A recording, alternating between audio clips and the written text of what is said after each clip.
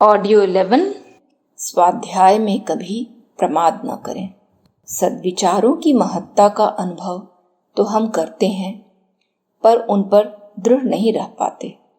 जब कोई अच्छी पुस्तक पढ़ते या सत्संग प्रवचन सुनते हैं तो इच्छा होती है कि इसी अच्छे मार्ग पर चलें, पर जैसे ही वह प्रसंग पलटा कि दूसरी प्रकार के पूर्व अभ्यासी विचार पुनः मस्तिष्क पर अधिकार जमा लेते हैं और वही पुराना घिसा पिटा कार्यक्रम चलने लगता है।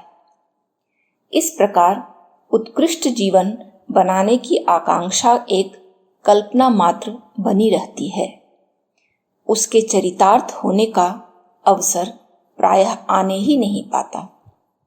उच्च विचारों को बहुत थोड़ी देर हमारी मनोभूमि में स्थान मिलता है।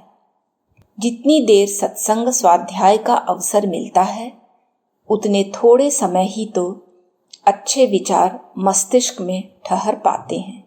इसके बाद वही पुराने कुविचार आंधी तूफान की तरह आकर उन श्रेष्ठ विचारों की छोटी सी बदली को उड़ाकर एक ओर भगा देते हैं।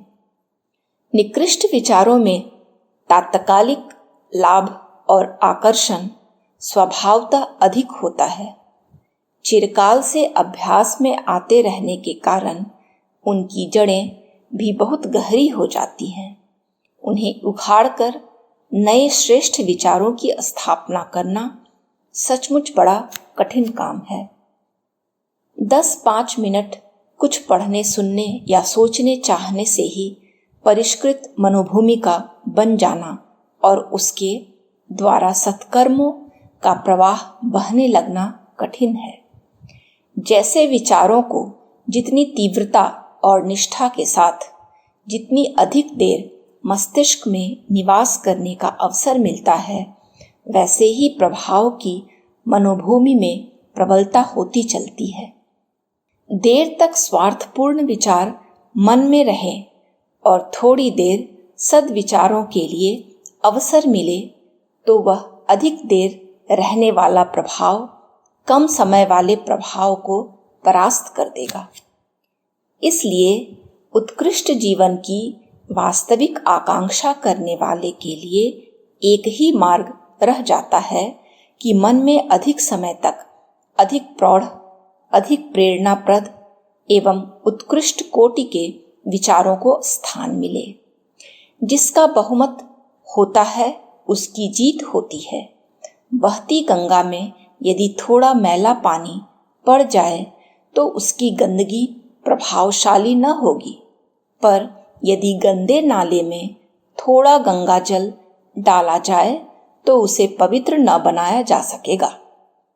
इसी प्रकार यदि मन में अधिक समय तक बुरे विचार भरे रहेंगे तो थोड़ी देर थोड़े से अच्छे विचारों को स्थान देने से भी कितना काम चलेगा। उचित यही है कि हमारा अधिकांश समय इस प्रकार बीते जिससे उच्च भावनाएं ही मनोभूमि में विचरण करती रहें। संत इमर्सन से उनके एक मित्र ने पूछा, आपको कभी स्वर्ग जाने को कहा जाए तो आप क्या तैयारी करेंगे? सबसे पहले अपनी सारी पुस्तकें बांध लेंगे, इमर्सन बोले, ताकि स्वर्ग में हमारा समय बेकार न जाए। लोकमान्य तिलक से एक मित्र ने पूछा, आपको नरक जाना पड़े तो क्या करोगे? अपने साथ पुस्तकें लेता जाऊंगा, ताकि स्वाध्याय द्वारा नरक को भी स्वर्ग में बदलने वाले विचार इकट्ठा कर सकूं। लोकमान्य बोले, उत्कृष्ट एवं प्रौढ़ विचारों को अधिकाधिक समय तक हमारे मस्तिष्क में स्थान मिलता रहे, ऐसा प्रबंध यदि कर लिया जाए तो कुछ ही दिनों में अपनी इच्छा, अभिलाषा और प्रवृत्ति उसी दिशा में ढल जाएगी और बाह्य जीवन में वह सात्विक परिवर्तन स्पष्ट दृष्टिगोचर होने लगेगा। विचारों की शक्ति महान है। उससे हमारा जीवन तो बदलता ही है, संसार का नक्शा भी बदल सकता है।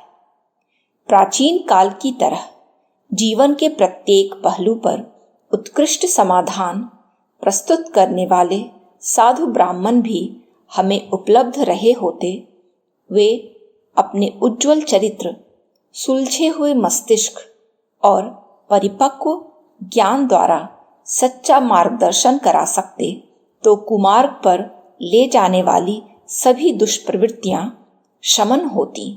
पर आज उनके दर्शन दुर्लभ हैं।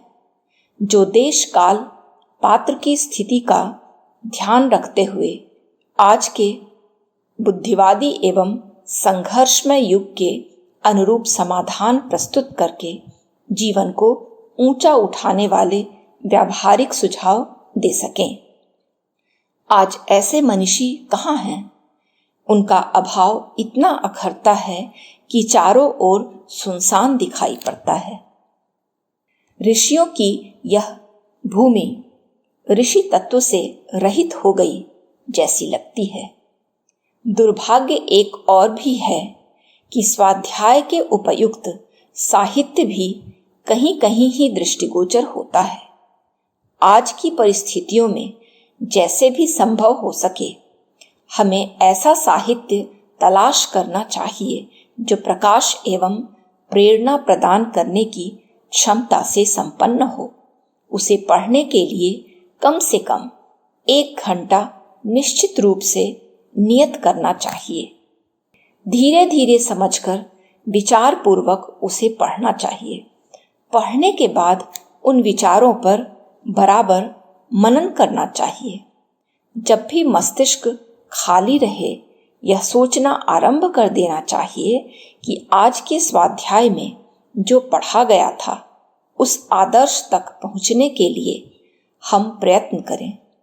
जो कुछ सुधार संभव है उसे किसी न किसी रूप में जल्दी ही आरंभ करें। श्रेष्ठ लोगों के चरित्रों को पढ़ना और वैसा ही गौरव स्वयं भी प्राप्त करने की बात सोचते रहना मनन और चिंतन की दृष्टि से आवश्यक है। जितनी देर तक मन में उच्च भावनाओं का प्रवाह बहता रहे उतना ही अच्छा है। ऐसा साहित्य हमारे लिए संजीवन बूटी का काम करेगा। उसे पढ़ना अपने अत्यंत प्रिय कामों में से एक बना लेना चाहिए।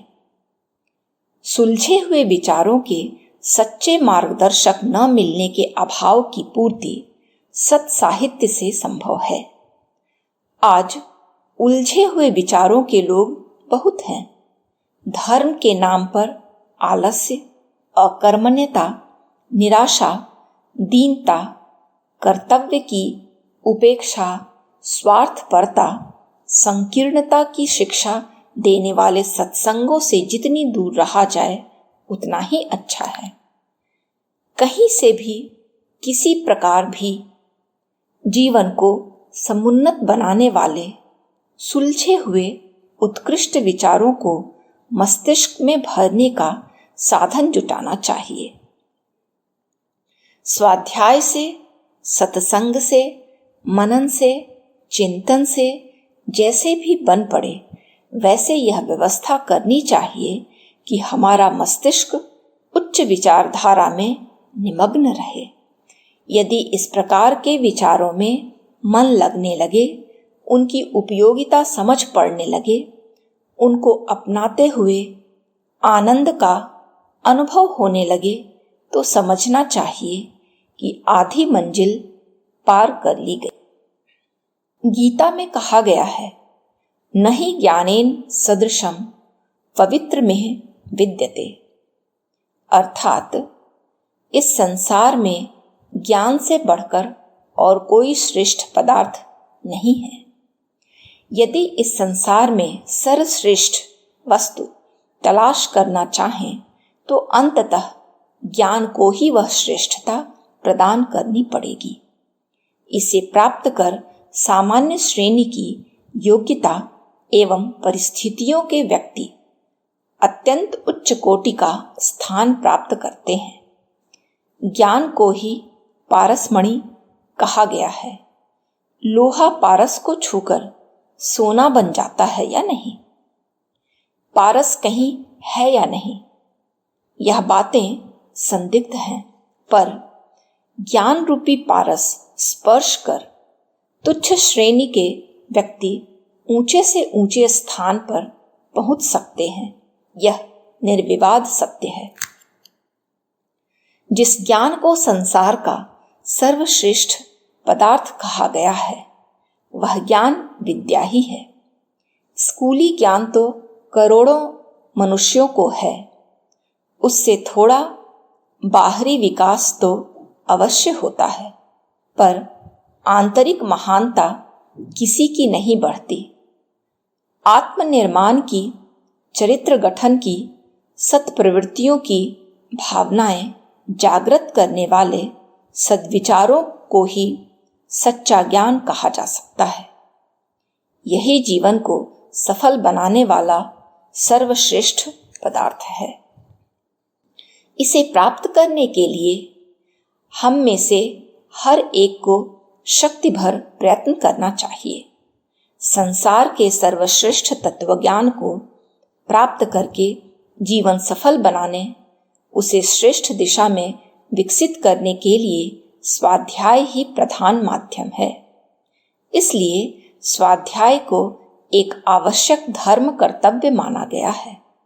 शास्त्र कहता है, स्वाध्यायान मा प्रमदः, अर्थात स्वाध्याय में प्रमाद न करो, और अहरह स्वाध्याय